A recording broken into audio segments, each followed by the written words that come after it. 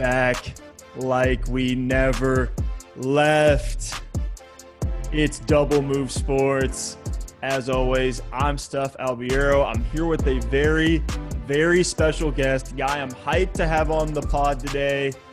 More for my own personal reasons, like the content part aside, I just have so many questions I want to get into. It's Angelo Fantasy. I'll introduce you in a second, but I want to start with a little bit of background why I'm so hyped to have you on the show.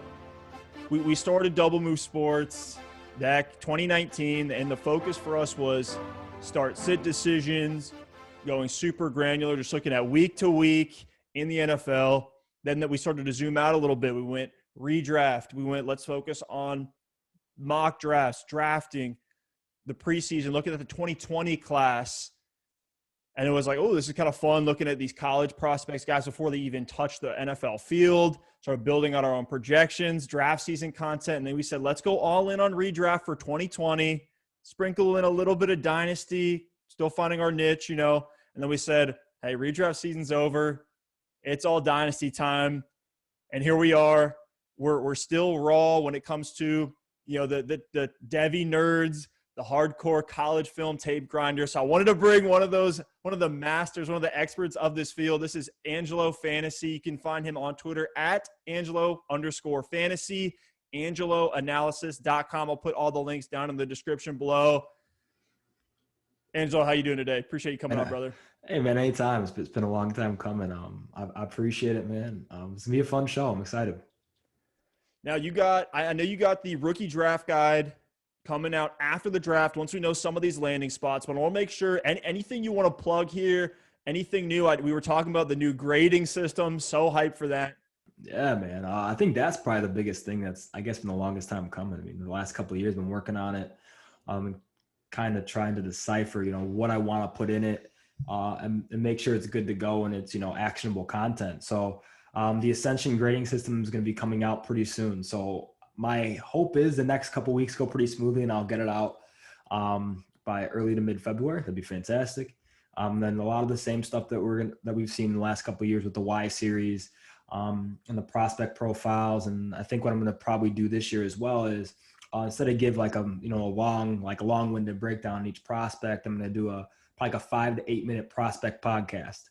On each guy, kind of like an audio form, not like in true podcast form. It's going to go to like the Apple or anything like that. But just on the prospects profile on the website, just so you can kind of get my thoughts, you know, in a little less long-winded action. But yeah, I'm excited for all that. It's been a ton of fun. It's like my second year really being a part of this awesome community. So it's been a ton of fun, man. I'm looking forward for more.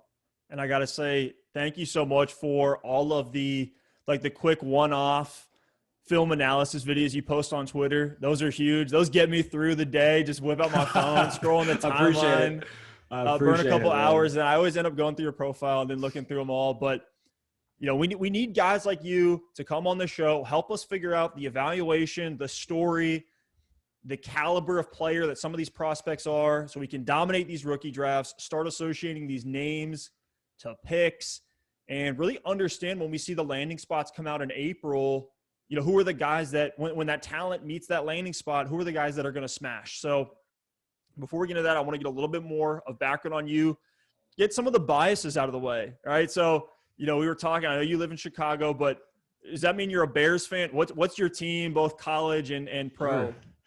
Oh man. I'm a big Bears fan. I've been a Bears fan since I was born. Born and raised in Chicago. Man, yeah, it's been a tough couple of years to be a Bears fan. Hopefully Deshaun Watson can save us. He can save the city. But I doubt that's going to happen, especially with Ryan Pace and Matt Nagy still around. We can spend an hour and a half talking about maybe we need to have a Bears deep dive. Oh no, it's a sunken ship, man. It's brutal. But I went to University of Illinois, attended there for both undergrad and master's. So I'm a big U of I fan. They're not that good. Lovie Smith's gone.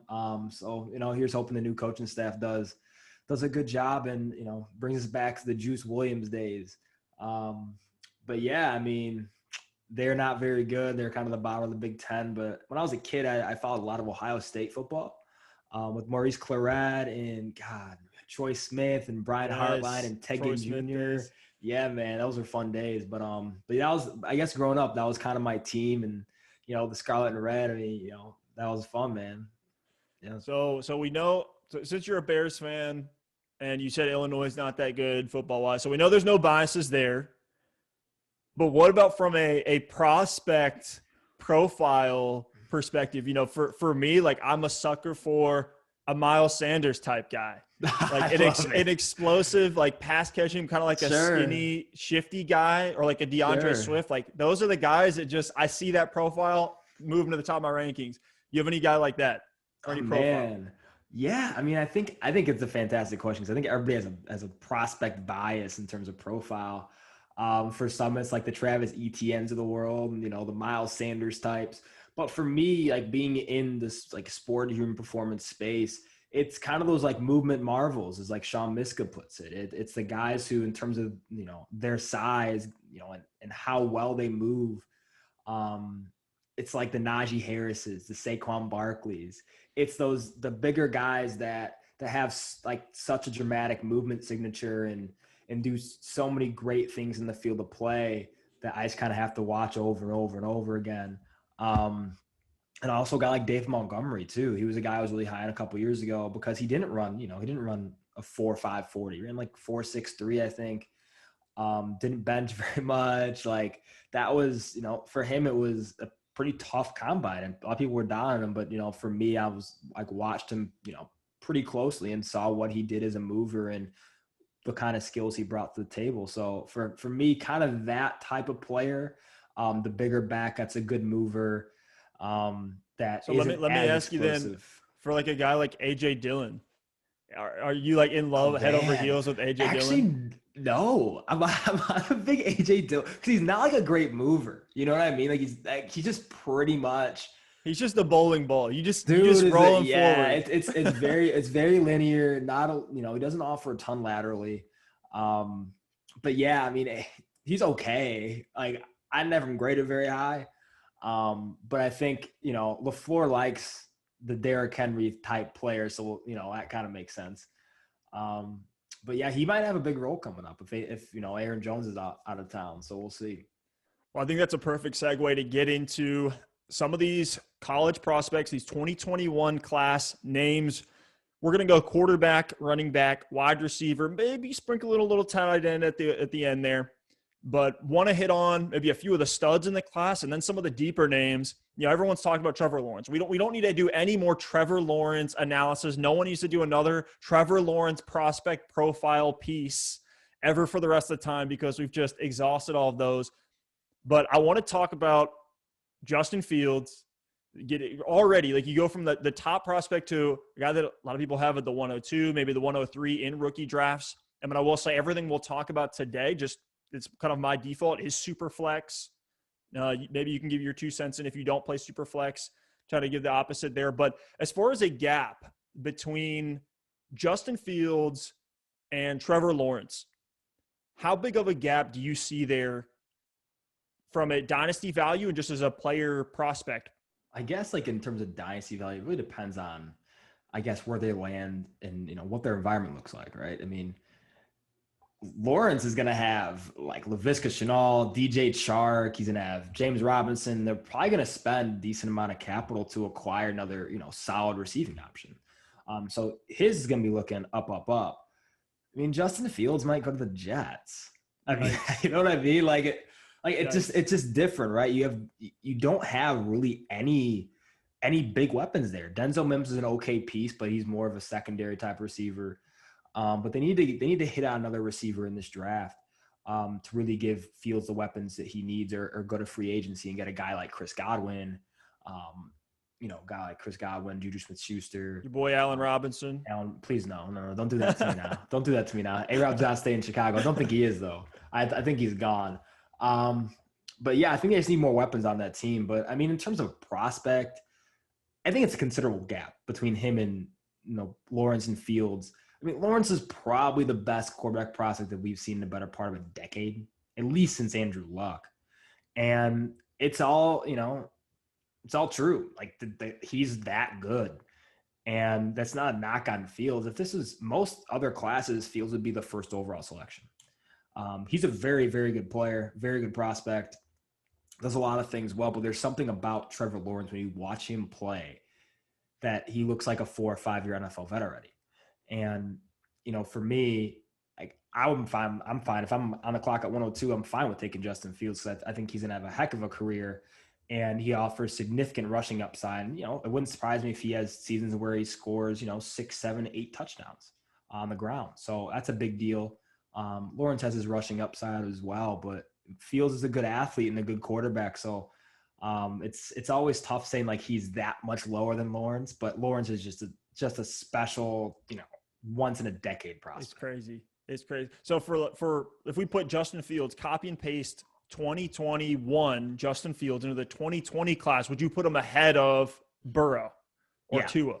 Yeah, I think he's ahead of both Burrow and Tua. I just think the ceiling with Fields is a little higher than both those guys, especially from like a pure athleticism standpoint. And Justin Fields is extremely athletic at his size. Burrow and Tua are athletic in their own right, but not in the level that Justin Fields is. And the upside there is just tremendous. So I think if I'm putting him in that 2020 class, I'm putting him ahead of both those guys. The touch on the ball that Fields has on some of these just bombs to like Olave, you're just like, is that Russell Wilson out there throwing some of these just deep touch passes? It's incredible. But I want to move to a guy that, and it's the stock is rising like crazy right now on Zach Wilson. The hype is real. Are you believing the hype? Because I'm seeing in some of these like Mel Kiper guys in their mocks, they're having Wilson as the second QB off the board. I mean, I don't know if I believe that he's a better prospect than Justin Fields, but he's a guy that, the ascension's been crazy. He was, at this time last year, he wasn't even a first round, projection. But now he's a projected top 5 pick. It's crazy. I don't know what I think in terms of like his career ceiling. I like him. I don't love him. There's something about him that I'm kind of unsure of. He reminds me a lot of Jay Cutler, former Bear.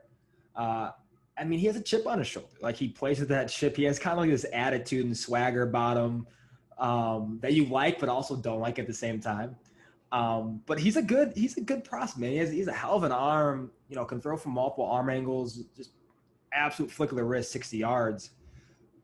But I'm higher on Trey Lance than I am Zach Wilson, if that makes sense. Wow. Okay. All right. I think that's a hot take to some, but I think there was just looking at Wilson's film. I dug a little bit into Wilson. It was interesting. I definitely saw some pro caliber arm strength. The accuracy is there, especially short and intermediate accuracy and the red zone accuracy. Saw the confidence. You see him out here throwing these weird like side arm angles on like arm RPO. angle stuff crazy. Yep.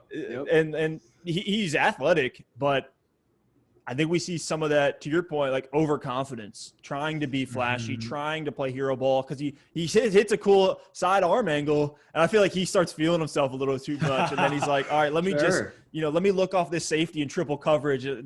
I can fit it in there, So that's statistically much better, I think, prospect-wise compared to like Justin Herbert. Granted, Herbert's like 6'6", 230, and Wilson's 6'3", 210. But, for Wilson, so you said you have him potentially behind Trey Lance. I'm seeing him right now from the 102 to the 109. Yeah, he's got a pretty wide range of outcomes in terms of where he's being drafted right now. It's going to depend on it's going to depend on really where he's drafted. And how early. He could be the one, like he could be literally the second overall pick. Like that is as high as I think he can go. But his, it's the second overall pick to maybe pick 12, pick 15. I think that's as far as he could fall. But he's a good prospect. It's just, like what is he? He really, like, we don't, like, that's the question that, like, we don't have an answer for right now. We thought, like very similar stuff like Drew Lock.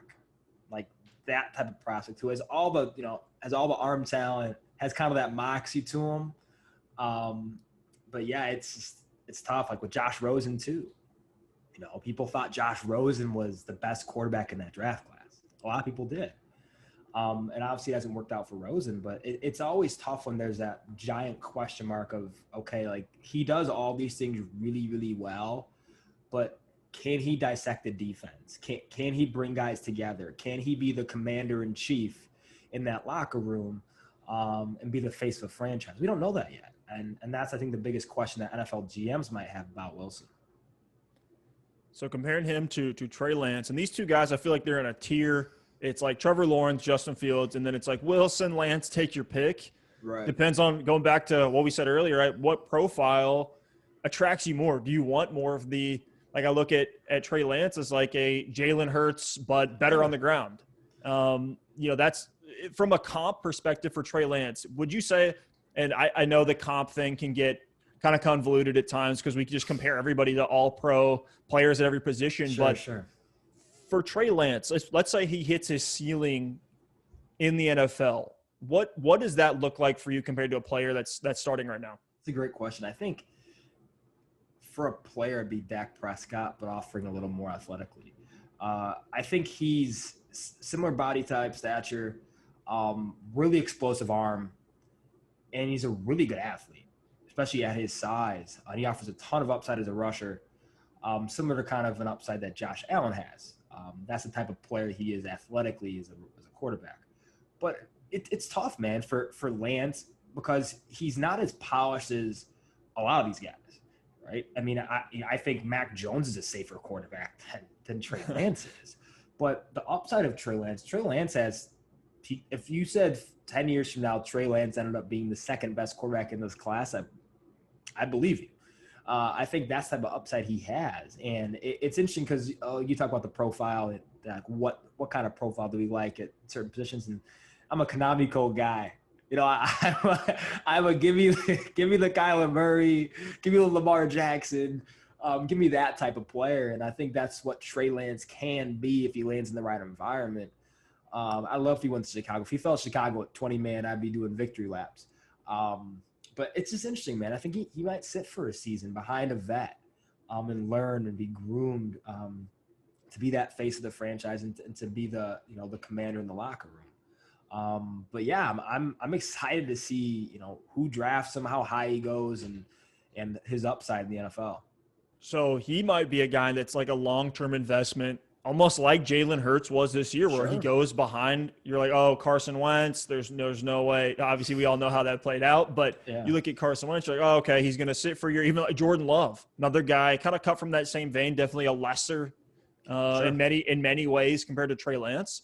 But that could be the same type of thing here. What's to say that, a team like, I don't know, I'll just pull something out of thin air here, like a 49ers want Trey Lance to sit for a year behind Jimmy G and develop him. For you, is that still worth like a mid to late first round pick in a rookie draft? Yeah, I think it absolutely is. I think if you look at, Patrick Mahomes, right? I mean, he's kind of the poster child for sitting a year behind a good veteran quarterback in Alex Smith. So I think it can definitely pay off. Sometimes it doesn't, but also I think you got to kind of aim for the ceiling with Lance. Like, what you're getting. Like he's not a high floor prospect. That's just not him. If you want a high floor prospect around 106, take Mac Jones. He's pretty safe. And let's talk about Mac Jones. Let's talk about Mac Jones, because there's another guy. The hype has been building. Winning a national championship tends to do that. I'm seeing him actually right now, I feel like at a pretty decent value, mid to late second round. Yeah. In super flex drafts. You see the question posed a lot of time. I want to pose it to you. Compared to Tua, we can talk about some of the stats. Mac Jones had a higher completion percentage, more yards, higher yards per attempt, better touchdown interception ratio. Didn't offer as much in the rushing category. And I think that's going to be a big piece of any Mac Jones talk that we're going to have. But, to you, is what do you think about him from the prospect side? I like him a ton, actually. I'm probably higher than consensus on Jones. He's probably out of my QB4 behind Lance. But for me, man, he's really safe. Like he makes any throw on the field, throws it with touch. And the thing is, watching a ton of Alabama to get a handle on Smith and Waddle and Judy, Ruggs, and the running backs, like with Najee and in the last couple of years with like Jacobs, you're watching a ton of Tua, you're watching a ton of Mac Jones. And I think Tua has the higher talent ceiling, right? I think Tua has a chance to be one of the best quarterbacks in this league if it comes together for him. Mac Jones, I don't think that will ever be him, but I think we could see a Kirk Cousins type career, which is not a bad one. I mean, Kirk Cousins is kind of perennially around QB 12, QB 15, right? Yep. We might sneak in a QB 8 one year, but that's kind of Mac Jones, man. I mean, if you're playing in 6 point, per touchdown, 4 point per interception, he's gonna do well for you. He's not gonna force things. He's gonna go through his progressions and make the right read. He doesn't have the Konami code upside of a Trey Lance or Fields or Lawrence, but he's pretty safe. I mean, I like the safety and security at quarterback sometimes, especially in my super flex spot, to know I'm getting that 18 to 25 a game.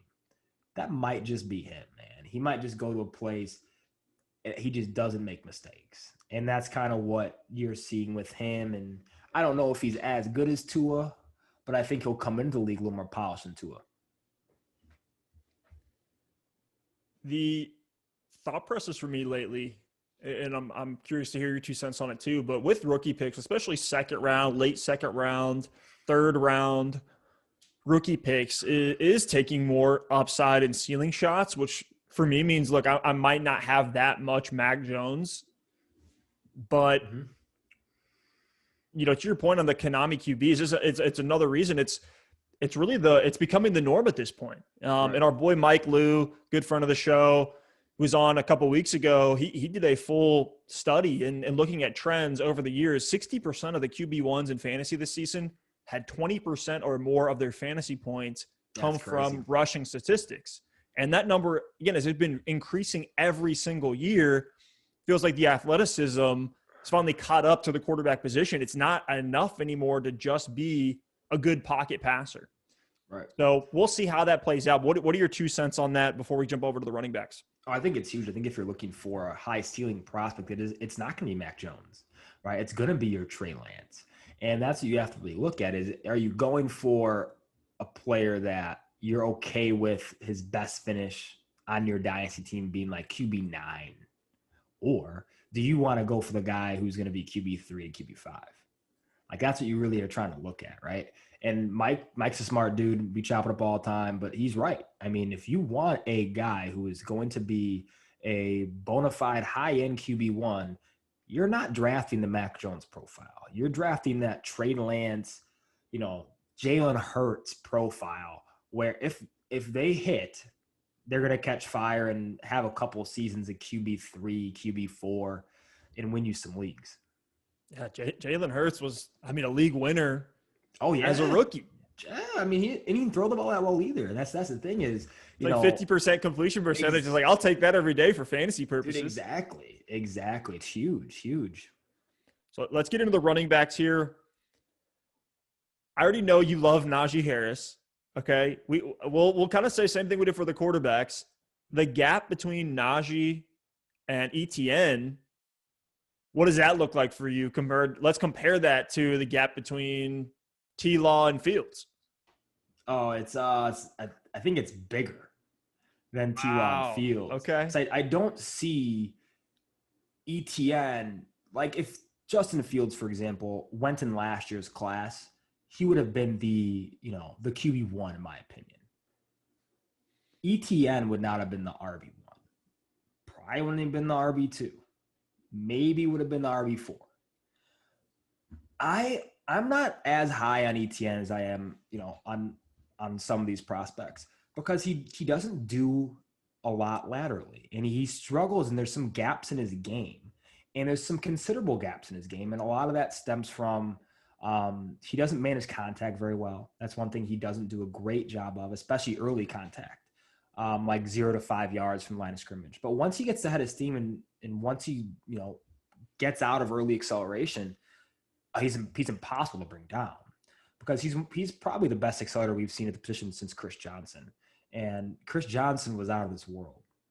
And so his upside is really high. But I think his floor is lower than we think it is. He's not a natural pass catcher. He has, like I said, he has some gaps in his game that need to be filled.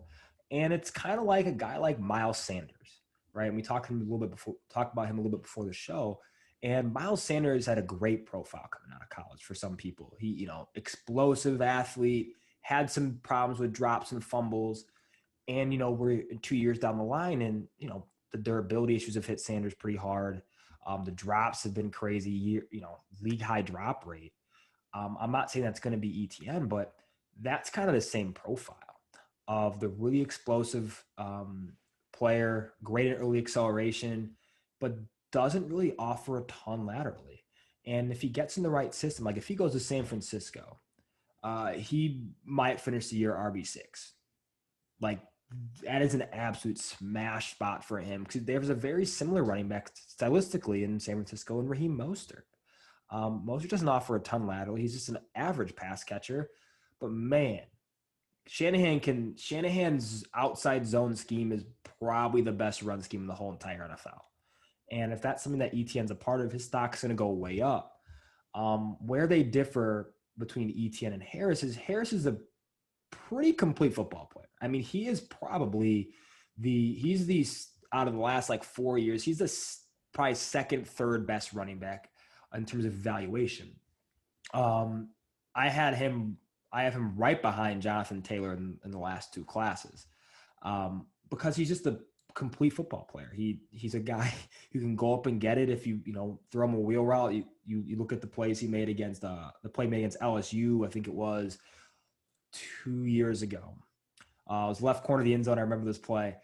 Tua threw him a nice ball, and it was he went up and got it over a DB and scored a touchdown. And it was one of those where you saw him do that all throughout it, throughout high school too, which is funny.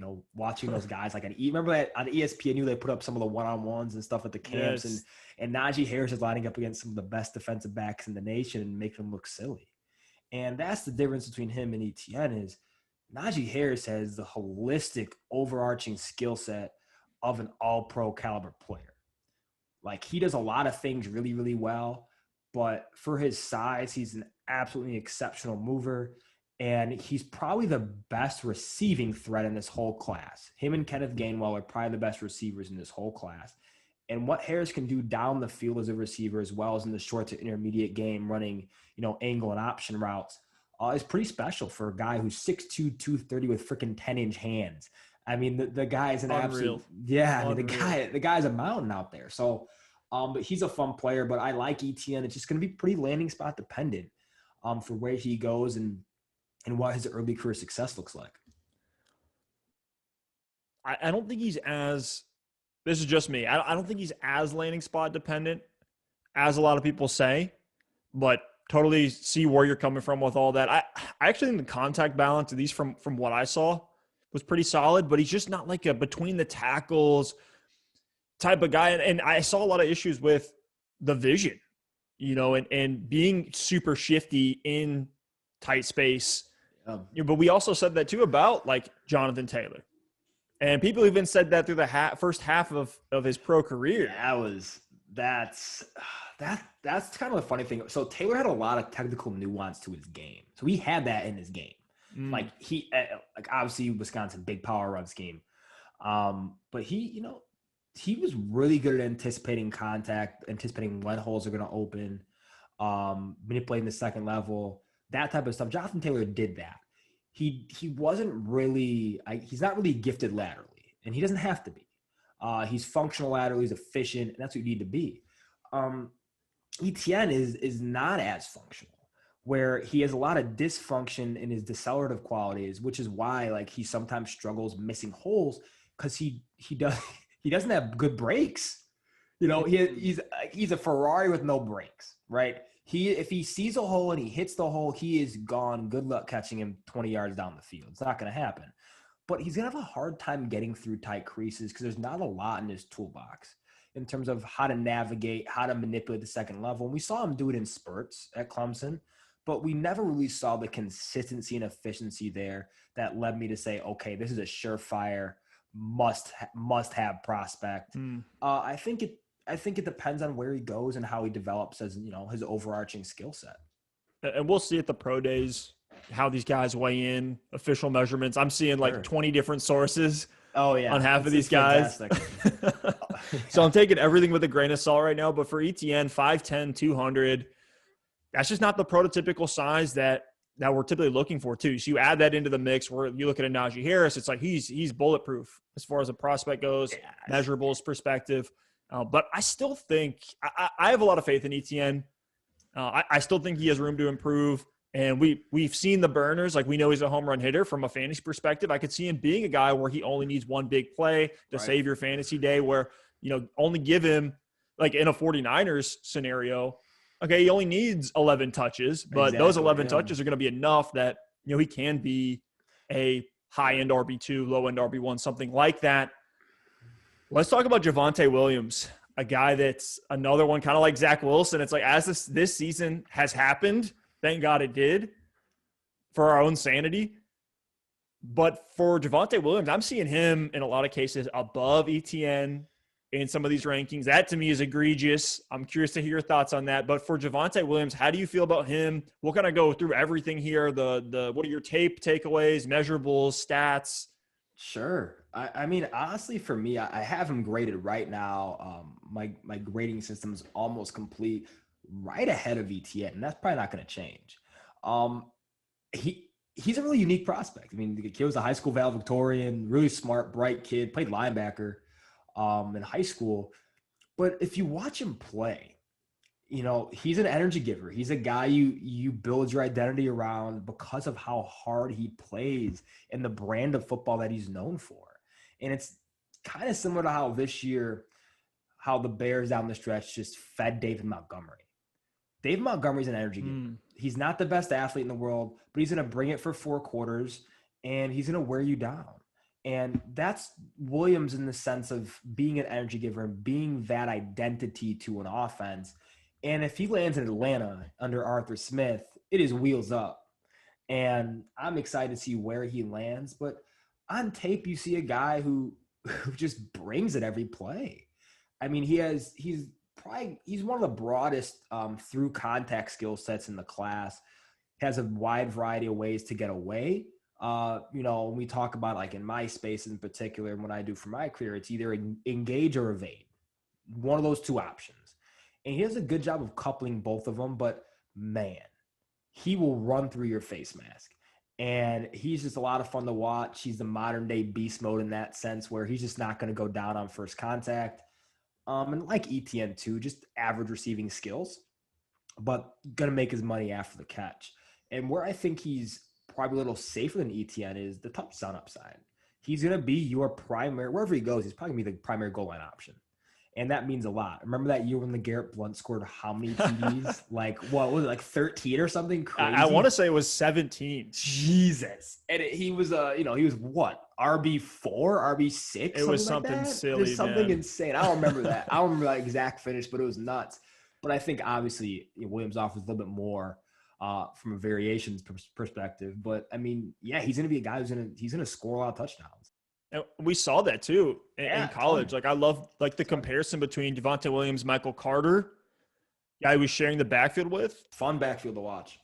That was a blast. I'm a Louisville Cardinals fan through and through, so watching them just tear the ACC apart absolutely destroyed me. Yeah, but I mean, these guys balled out, and you look at from the touchdown side, Javonte Williams 19 TDs, Michael Carter 9, running behind the same offensive line. Michael Carter was actually a little bit more efficient from a yards per carry standpoint. Guys had about the same amount of rushing attempts, 157 for Williams, 156 for Carter. So you absolutely see that goal line skill set. He's going to take that to the next level. Right. Yeah, I think that's a good point. I think the thing is, so outside of Harris, I don't know if there's another bell cow in this class. I love Williams' skill set. I love what Etienne brings to the table as a home run hitter, but both those guys are probably better off in a committee. I think if you get a guy like Williams in Philadelphia, that'd be fantastic. From a fantasy perspective, it might be a little bit of a headache, but Philadelphia needs another back. Boston Scott isn't going to cut it as, the secondary option behind Miles Sanders, and Miles Sanders and his durability issues, those aren't probably going away anytime soon. So getting him in a role where Sanders can be the home run hitter and Sanders can be used in space more often would be fantastic for Philadelphia and their fan base. They need something good to talk about. It would destroy my Miles Sanders shares, so I hate that you put that out there. Oh, my God. If that happens on draft day, Twitter will be on Twitter fire. Will burn to the ground. On fire. But same with Etienne, man. I think Etienne is best as a lead back in a committee, like in a 65-35 touch share type. But yeah, I think, a guy like Williams, like you said, man, he's going to get the goal line work. Like, that's going to be a big part of his game and the volume he gets at the NFL level. They're take it with a grain of salt, but 5'10", 220 for Javonte Williams. I actually think he's going to weigh in much higher than that. Guy looks like an absolute tank. He does look a tank. He does look like a tank. Maybe it's just the way that he plays. He plays a lot bigger than he is, if that 220 is true, but I could see him higher than that. I mean, recent prospects with that same type, just measurables from the just physique side, it would be like Josh Jacobs, Cam Akers, guys that have been, or we've seen them touch that 3-down workhorse level. And Williams led the country in yards after contact per rush, second in the country with 27 rushes greater than 15 yards. For Williams' ceiling, do you see it being at the level of guys like Akers, Dobbins, Swift, if he's in that right, he's in the right landing spot? Man, that's a good question. I don't think as high as those guys, and I'll be honest, his ceiling's not even as high as Travis Etienne's is. Etienne is probably I think Najee Harris is the best combination of the two in this class. Etienne has, may have the highest ceiling, him and Harris. But I think the floor is what you're going to be getting with Williams. I think that's going to be the safety net. And that's what it's going to be. I think Dobbins might have 1,600 rushing yards next year. He's going to be nasty. And 16, he might. I mean, that very well could happen. And, with Detroit and their new coaching staff, DeAndre Swift could be RB5, wouldn't shock me. And a lot of those guys too. But I think you're going to see a perennial RB2 with Williams, and that's okay. It's going to be kind of similar to Clyde Edwards-Helaire. People got really upset when he was taken in the first round, and he provided they had 13.8 fantasy points per game, and I think about 15 per game without Le'Veon Bell.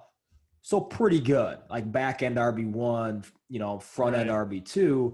And those are the type of numbers I think Williams will put up. I don't think Williams will offer as much from a receiving perspective, but the touchdown upside is definitely there. And his floor is considerably safer than a guy like Etienne's on a week-to-week basis. So we keep comparing everybody to Etienne. I want to make this comparison. The poor man's Travis Etienne, Chuba Hubbard. Chuba. Right now, man. Chuba going in the early to mid second round in Superflex Dynasty rookie drafts. Right on. What happened? I love Chuba, 2019 Chuba. What happened in 2020? Because it didn't look like the same guy. And maybe it was the 328 carries that he saw in 2019. Like that will definitely put some tread on the tires. Sure. But what did you see compared to that massive sophomore year and then the quiet junior year? I think it's a combination of a ton of different factors. One, the Gundy incident wasn't good. That was all-time bad. And then the offensive line losing almost all their starters to injury, also not good. And then combine that with Chuba's high ankle sprain, which he played through for part of it. That was also obviously not good for his stock. He was a prospect too that was probably going to be a mid to late second round pick, right in the same range as A.J. Dillon. And he decided to come back. And if you come back, you're betting on yourself, and he might now be a late day 2 pick. I think he still goes in the third round, unless medically something's disastrous, which I doubt. He'll still be a third round pick. He'll still have decent capital, but not mid second round capital, right? If a team falls in love with him, anything can happen.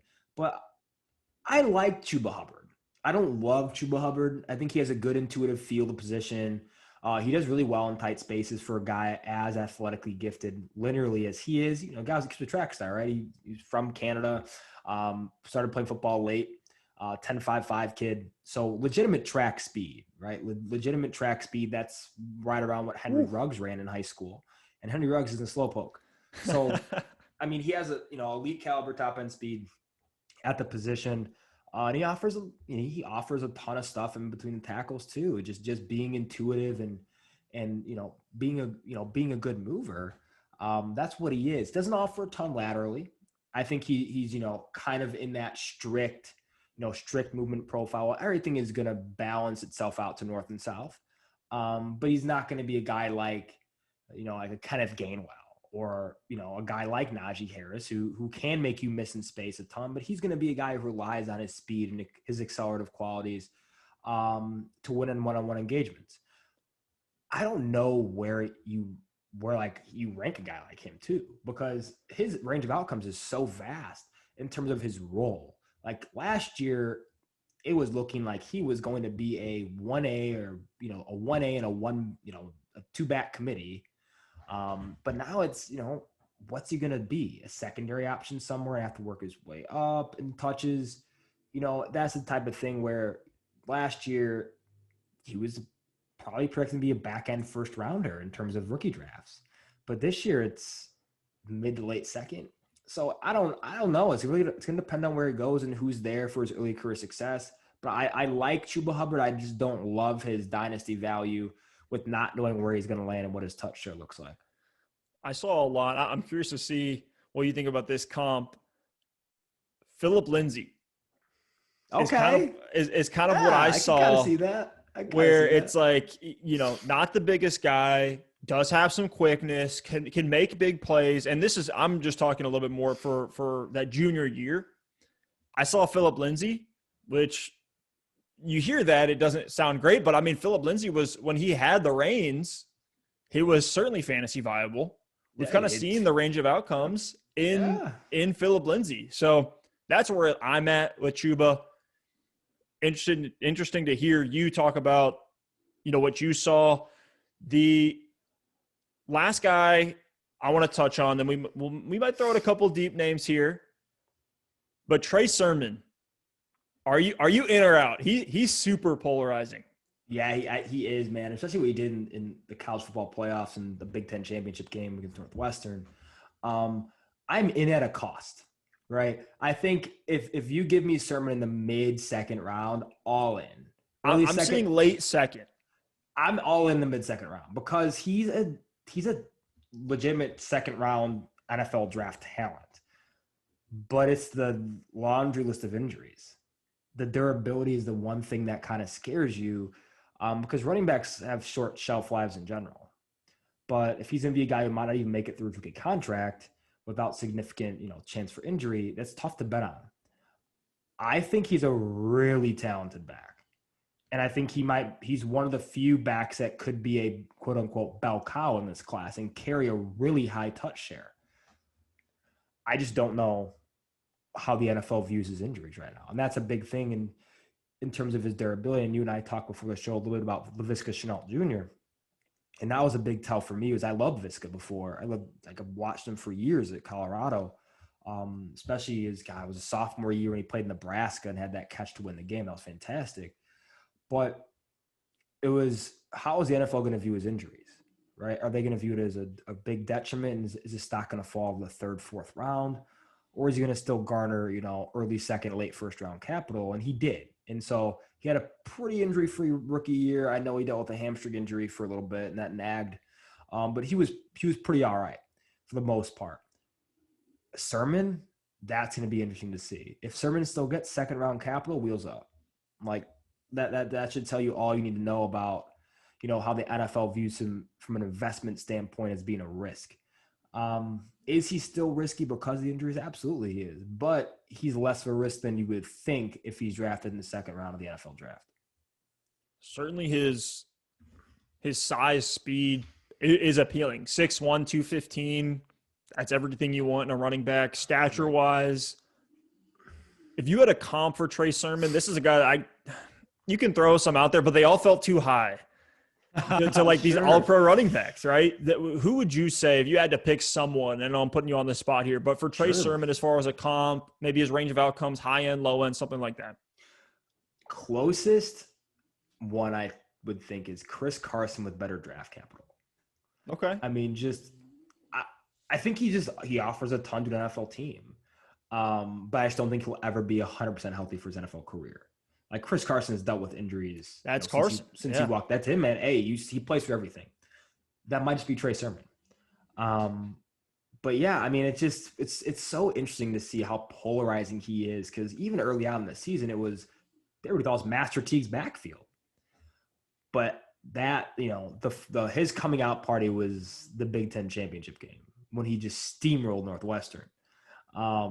But I like him a ton. It's just where are we drafting him, and where is he drafted in the NFL draft? That's a big part of it. 100%. We could say that for all these guys too. But I will say with Sermon, was good to see the efficiency improved every year in college. Like if he played a full season, well, I guess you could say that for any year for Trey Sermon. Sure. But if he played a full season this year, I think the receiving chops, at least what I saw, was encouraging to where we could make that Chris Carson comp there from the pass catching skill set. Sure. But are there any deep running back names? I'm seeing with the Senior Bowl right now, names are floating up right and left on Twitter. You see one guy, winning a drill, and it's his stock's rising like crazy on some of these Twitter threads that are coming out. I know you love Ramondre Stevenson. Yeah, he's fun. But any other deeper names in this class that we should keep our eye on at the running back position? Yeah, I think the one name that comes to mind is a guy that, we were talking a lot about a year and a half ago as being a potential day 2 pick was Kylan Hill out of Mississippi State. He just offers a ton. I mean, the guy's super raw, very much like Antonio Gibson in terms of skill set. Bigger back, pretty unrefined, but he's pretty darn good. And I think a guy like him, getting in the NFL and getting a shot will be important to see what his capital looks like. I mean, that's going to be a big thing for him. Is he going to be a day 2 pick, or is he going to be a day 3 pick? But I like him a ton. He's a guy I'm taking the dart throw in the 3rd round of the rookie draft, because I think if he gets a chance to shine somewhere, he will. And it was sad to see with the suspension incident that happened. Yep. We didn't get to see everything we wanted to see, but Kylan Hill definitely got to keep an eye on. I'm going to have to do a little bit of digging into some of his tape. And any other names before we move on to wide receivers?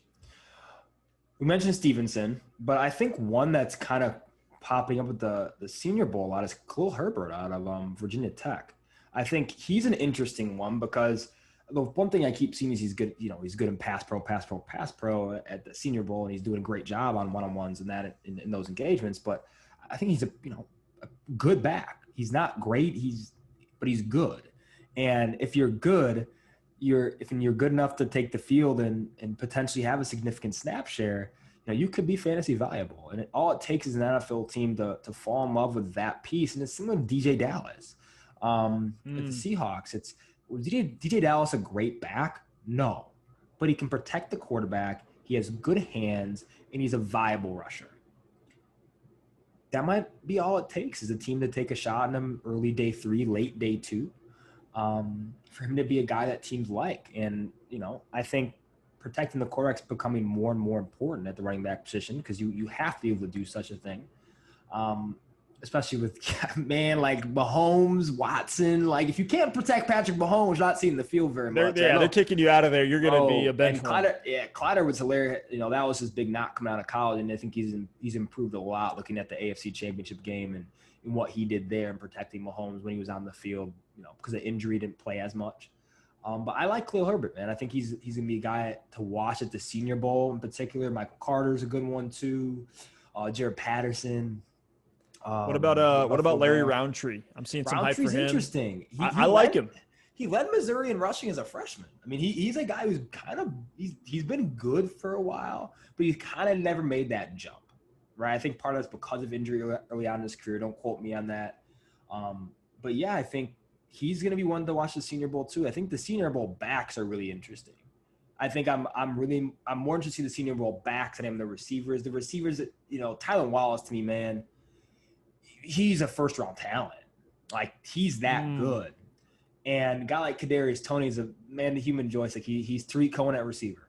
I mean, that's who he is. And he's fun to watch. He's going to make a ton of mistakes, but man, if you get him in space, it's lights out. So I'm interested to see a lot of those guys, Shi Smith, and see what those guys can do. But yeah, man, the Senior Bowl is going to be a ton of fun to watch. Just Senior Bowl, I love it. And I'm loving the coverage too. But I feel like the hot takes are coming out a little too hot right now.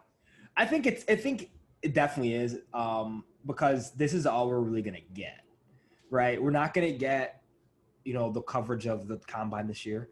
We're probably only going to get very sparse coverage of, pro days.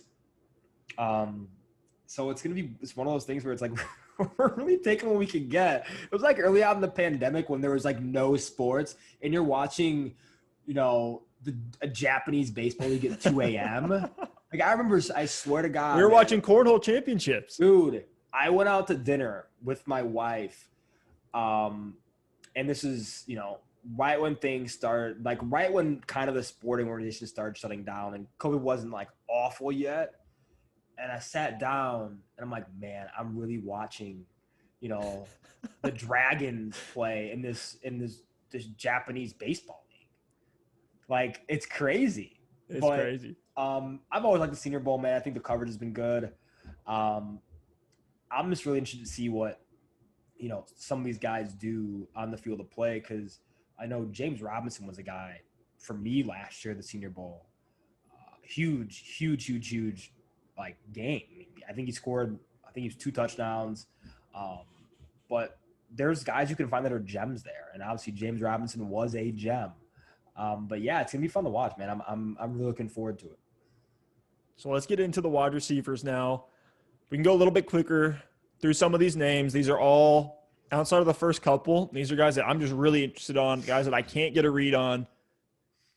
But just like we've done for every position, what's that gap between Jamar Chase and Devonta Smith? I got to put you on the spot again on this one. Who you got of the two, and how considerable is that comparison? All right. The gap is smaller than the gaps we've seen with Harris and Etienne and Lawrence and Fields. And so this is how I have them graded. Those two, their grades are done. I have Devonta Smith's junior season worse than Chase's junior season. Like Chase's junior season was better than Smith's junior season. However, I have Smith's senior season graded higher than Chase's junior season. So do with that what you will. But both are can't miss tier 1 prospects. Like these are guys that don't pass on Smith because he weighs 165 pounds.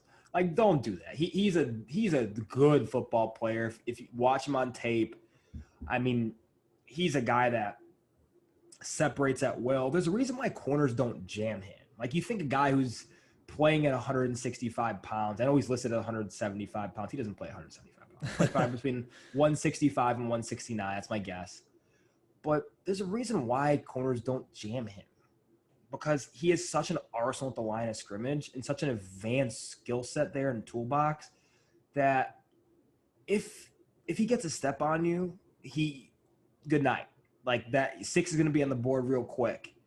And we saw the last 2 years, LSU and Bama were huge matchups, right? Especially last season with Burrow's team.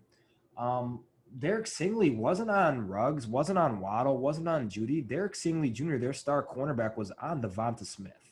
And that was a big tell to me. Watching him as a junior, I'm like, man, this kid can play, right? This kid in a crowded receiver room put up over 1,000 yards, had the most productive season out of any of those guys. But he's been good.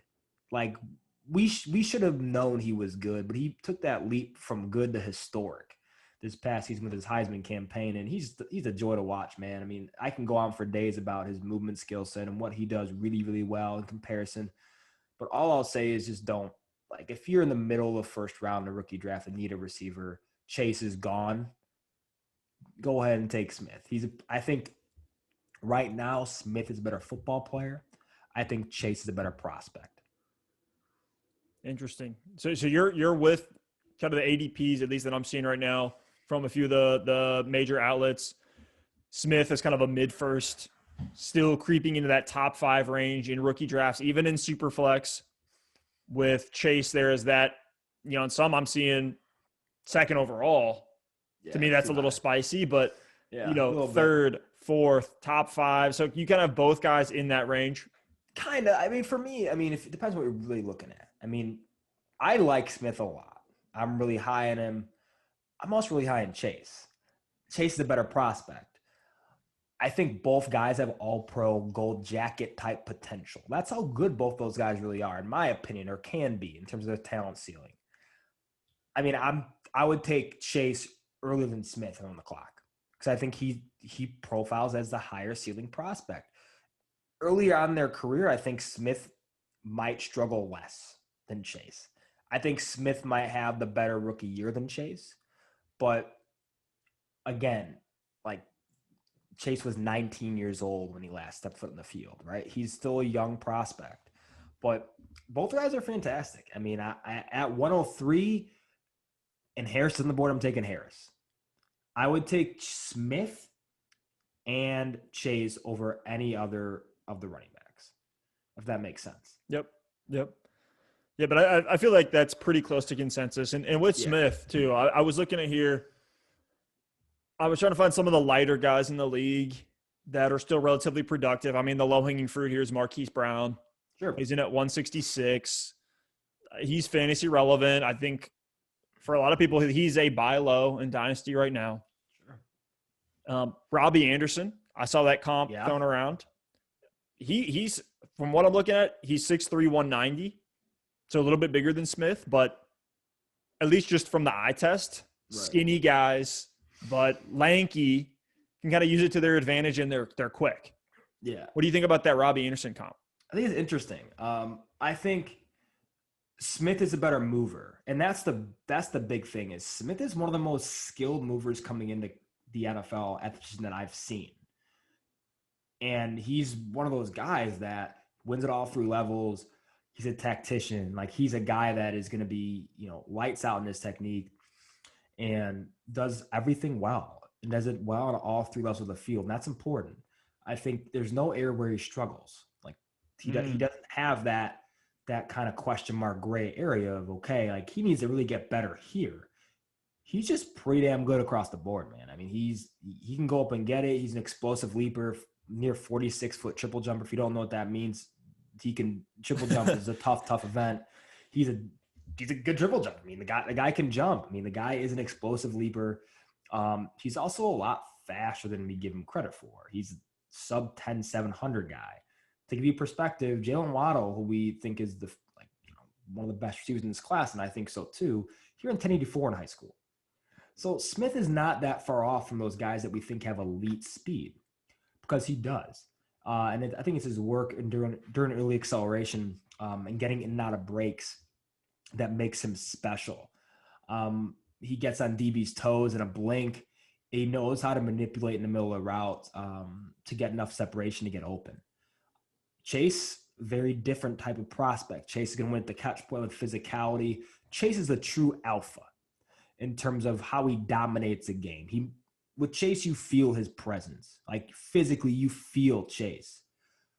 Not as much Smith. Smith is a guy that he's slender man. You're just scared of him. You're just nightmares are being caused because Devonta slender man Smith is standing across from you and you have no idea what to do. You can't press him because he's going to run right by you. You can't play off on him because he's going to take a shallow crosser 60 yards to the house. So it's one of those, you don't know how to cover Devonta Smith. With Chase, you see a lot more, corners pressing him, making him overuse his physicality and use his other skill set in his toolbox. So I think when you describe Jamar Chase, to me, just as you're describing him, I'm not making the comp, but like an A.J. Brown. Sure. Yeah. Guys who win with physicality. And he's going to grow. he's going to branch out of that, right? He's going to obtain more tools. He's not going to come into the NFL as a finished product. He's not. So he has a really high ceiling, man. He's a fantastic prospect. I have like him, Smith, and CeeDee Lamb graded really similarly. CeeDee Lamb was on pace to have a monster rookie year. Stud. Love CeeDee Lamb. He's also a guy who's a little diminutive in his stature, but he just wins. And that's what you have to look at, is how these guys win, how efficient are they, and where their upside is and where they can improve. And we could have a whole nother hour-long conversation about this, but as far as where the game is trending, I think we're seeing a little bit more of these just guys who can fly that don't need the physicality, because if they get pushed around, they're going to pull a PI flag. And I think GMs, coaches, they know this. On top of that, that's why you see linebackers. That we don't get Brian Urlachers anymore. No. We get shorter, quick linebackers covering the middle of the field. So I say all that to say, the hate that I'm seeing, especially from the analytics crowd, I think they're just going the pendulum swinging too far on Devonta Smith. Yeah, I mean, it's one of those. I think you're right on where the NFL is trending. If you look at this and see what kind of cornerbacks are in the league, we don't have the Darrelle Revises anymore. You know what I mean? We don't have those nasty in-your-face cover corners. There's probably two in the NFL that are in-your-face cover corners, and that's Tre'Davious White and who in Los Angeles, Jalen Ramsey. So we don't have those. Those don't really exist anymore. We have the guys that can cover down the field and play a little bit more off coverage. But you're right. The game is becoming more positionless, and that's pretty evident with the linebacking play. That's a big one if you look at it too. But guys like look at Chad Johnson. He was like the first of his, in that era was the first of his kind. Man, I retweeted something today about, Chad Johnson was as a clip. They do like that weekly thing with Brandon Marshall, and Justin Jefferson was on. But yeah, Chad Johnson's played between 165 and 170. Wow. There you go. I mean, what more of a case study do you need? I mean, yes, these guys are outliers, but Devonta Smith's already shown you that he's a massive outlier about what he did in college his senior year, winning the Heisman, this and that. So I want to get to the next receiver here. Cool. You brought him up, Jaylen Waddle. I'm seeing him right now, late first, early second in Superflex rookie drafts, 5'10", 182. Has shown way more production than his predecessor, Ruggs. That train kind of came to a screeching halt. Waddle was on a huge tear before he got hurt, on pace for over 1,200 yards, double-digit touchdowns. We saw him try to fight through the ankle injury in the Natty. Love the fight. I'm sure that's a cool thing for, locker room stuff and NFL GM stuff. I thought it was kind of silly, though, just from a pro production standpoint. Anyways, for Jaylen Waddle, I think he's going to get first or second day draft capital. Are you at consensus on Waddle? Are you a little bit higher, a little bit lower? I think Waddle's a top 12 pick in this draft. And I think for me, when I watch Waddle, I'm a Bears fan, and we've been over that. There aren't many players that take my breath away like Devin Hester. That hold on to your seat, your palms are getting sweaty because he's touching the football. That's Jaylen Waddle. That's the type of explosiveness that he brings to the table, the type of home run ability. And he's probably the best special teams asset since Devin, too. He's a legitimate he might walk into the NFL and be an all-pro return man. Wow. That's going to be him. I mean, he is going to be an absolute nightmare as a punt returner. And he offers a ton in two phases, which is why I think NFL GMs are going to spend a high draft pick on him. Is he as refined a receiver as a guy like Devonta Smith? No. Is he as complete in terms of his profile, how he's ascending in Jamar Chase? No. But will he have a role in the NFL immediately? Yeah, he will. And I think he's a guy that I think has a chance to be an absolute special playmaker. I just don't know what the volume looks like. And that's the tough thing is we mentioned, I think before the show, with Rashad Bateman. if I'm a fantasy manager, I'm taking Bateman over Waddle, because Bateman profiles as a player who might see 135, 145 targets. He profiles as a guy who's going to be the high volume option on an NFL offense. That's not going to be Jaylen Waddle.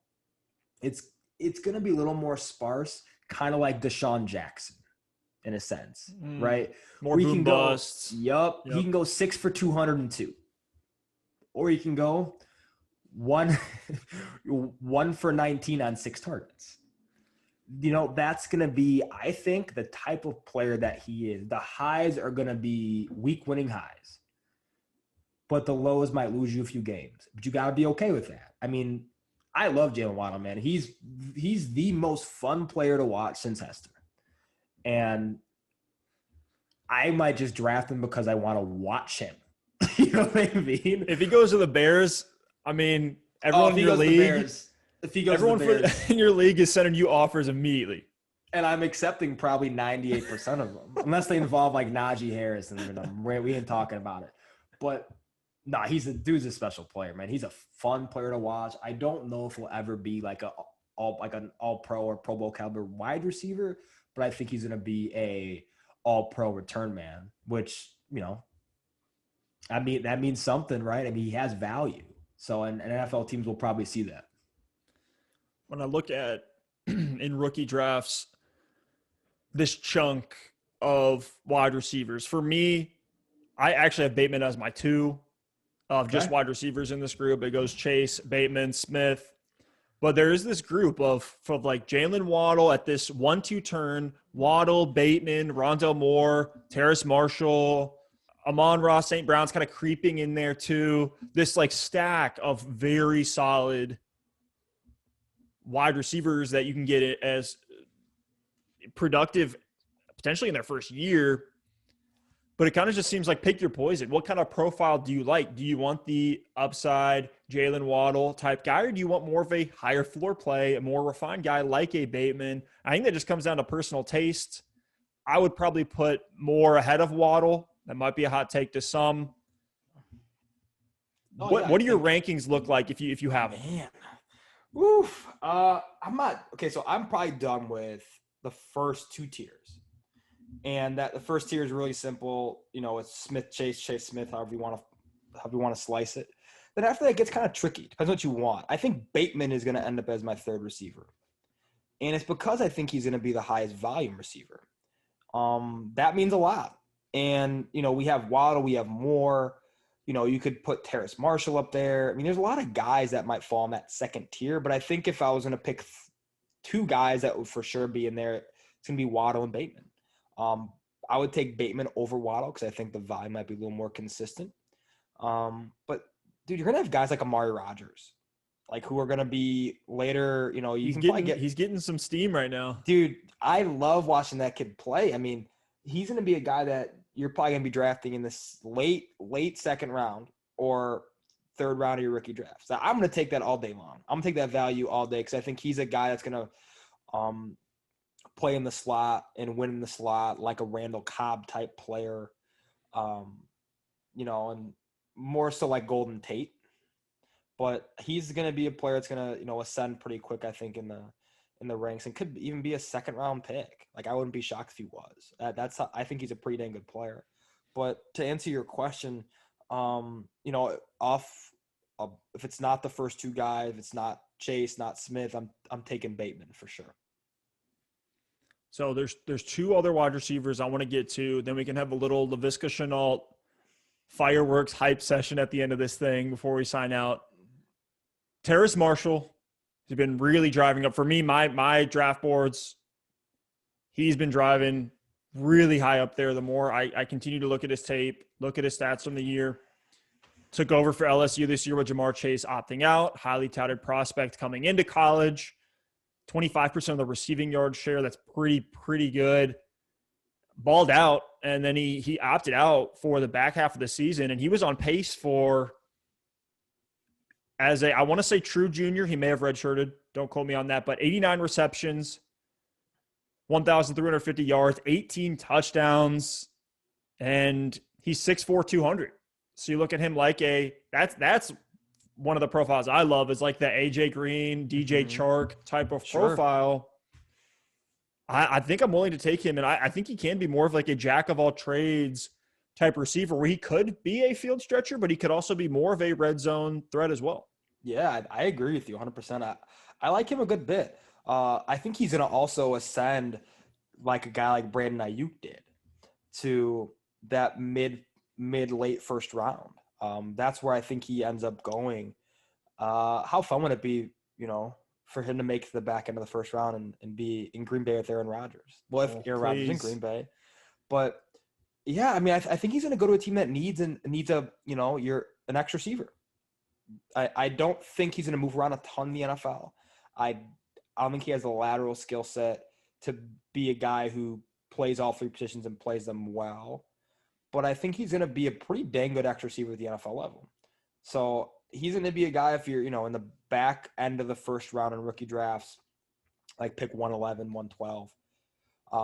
That I might look at hammering because I think he's going to be a guy that comes in and has the potential to be a top target on offense. Most recent mocks I saw have him going 14th overall, so early second. I think you can get him, depending on where guys in your league value him. He's, again, in that Waddle, Bateman, Moore, Terrace Marshall's right there.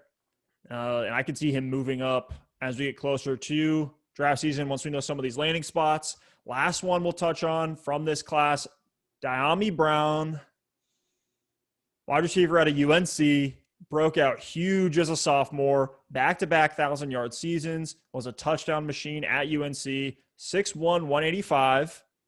He is a field stretcher. He is a vertical threat. I think he's not one-dimensional, but he's not going to give you everything you want per se. But think like a John Brown, Kenny Stills, if I had to comp him to a receiver playing now.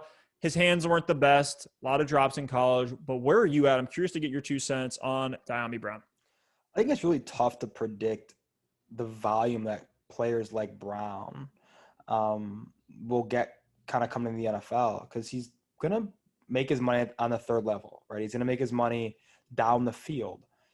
So it depends on where he goes, right? Henry Ruggs' profile is a guy who's going to make his money down the field. He landed in Las Vegas. And I don't think, his value is, tanked. I don't know where Brown goes. I don't know how high he goes. He's kind of that enigma for me where he could go top 15. I wouldn't be shocked. Really? He could go really high. Or he could go in the mid to back half the second round. It depends on how teams really view him. He might be one of those players who's a better football player than he is a fantasy asset. That's what I think he might end up being. He's electric, fun to watch. Very much a Will Fuller from a role perspective and early on in Will Fuller's career when he wasn't the quote unquote alpha. So that's why I went with the Kenny Stills. It was like I want Will Fuller, but a little bit taken. I like it. Yeah. No, but he's a good player, man. He's fun to watch. Electric athlete. But I just don't know, how the NFL is going to view him and his skill set in terms of being, is he going to turn to a true 3-level threat, or is he going to be more of the guy who makes his money in the third levels and just takes the top off of a defense and becomes a big decoy and that type of thing? So LaVisca Chenault, does he finish as a wide receiver 1 next year? Yes or yes? Oh my God. I mean, you're giving me yes or yes. So I got to say yes. But no, man. I mean, I love Visca. He's a fun player to watch. At 6 feet, 230 pounds, dang near. Like, the guy had a pretty good rookie year. If you look at all, Minshew wasn't playing for most of the year. I mean, you have Mike Glennon throwing you the rock. Yikes! Like, come on, man. I mean, Trevor Lawrence coming in there and Urban Meyer. If he ends up being Urban Meyer's Percy Harvin, that's exactly what I was going to say. Then, hey, man, we're wheels up. Like, we're in for a treat. I mean, if he stays healthy, he could end up being a high-end wide receiver 3, low-end wide receiver 2 this year. He might end up as the best fantasy option in that Jacksonville offense. Like, we don't know.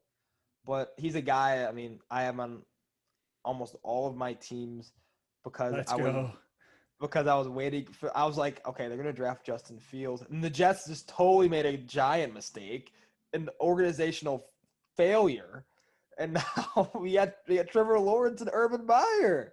I mean, man, like LaVisca's stock is pointing way up. So I'm pumped to see how they use him. I would like to see him incorporated more as a traditional rusher. I like to see him being second in carries behind James Robinson. That probably won't happen, but he's fun, man. Fun player. He's going to be a big fantasy asset too if Meyer uses him like Percy Harvin. And Curtis Samuel, another guy from that same vein. Yeah, with Urban at Ohio State. The way that they were using LaVisca this year, I feel like we can't over-index that because they were using him as like just an underneath guy. Yeah, and he's Z. so much more. Yeah, he played Z a lot. He ran a ton of underneath routes. He didn't run a ton of vertical. He had a nice touchdown against the Bears in garbage time on a vertical route. But it's just kind of perplexing. It's like he needs to be schemed into space, but he's also really good on stop routes, corner route, curl routes, and comebacks, and he's a good receiver. He could develop into a true 3-level threat. So I don't know how Meyer's going to use him, but I'm excited to find out if they get Trevor Lawrence. I'll put it on wax right now. I think LaVisca Chenault is the top wide receiver next year for the Jacksonville Jaguars. Like I have him over Chark. I'm in a league where I got both the guys, Chark and LaVisca, on one roster, and I'm actually trying to sell Chark right now while his hype is real because everyone's just saying, oh, it's definitely Chark. I don't know if it's definitely Chark. Yeah, I agree. I think it's closer than people think. I think LaVisca Chenault's more of a weapon than Chark is, obviously. But just how Meyer's going to use that versatility. Is it going to be like a Curtis Samuel? Is it going to be like a Percy Harvin where he's touching the ball all over the place and he's a focal point of that offense? Or is it going to be like more the same, last year with Gruden where it's, like he's a decoy for most of the year. So we'll see. I'm excited, man. It'll be fun. I'm so pumped for LaVisca. I think this is probably the second or third episode now where I'm hyping him up here, but I'm all in on him, man. But Angelo, really appreciate you taking the time to join today. Super insightful. I learned a ton. About to take all of this, go back to the lab, take another deep dive. Got the wind in my sails here, ready to run through a brick wall. Guys, go follow Angelo on Twitter. He's one of the best Twitter follows if you are into fantasy. If you play Dynasty leagues, that's Angelo_football. You can check out his website, angeloanalysis.com. Beautiful website. He's got the LaVisca Chenault hype GIF as soon as you open it up. But anything else you want to plug before we jump off here? No, man. I really appreciate you having me on. You said it all. I mean, it's been a ton of fun. Hope to have me on again soon. I appreciate it, man. Thank you. Once you know these landing spots, so we can hype up the rookie draft guide and go all in on these guys. I'm pumped, but appreciate you all listening and watching. If you like what we do here, a like and a sub, always appreciated. And we'll see you next time. Peace.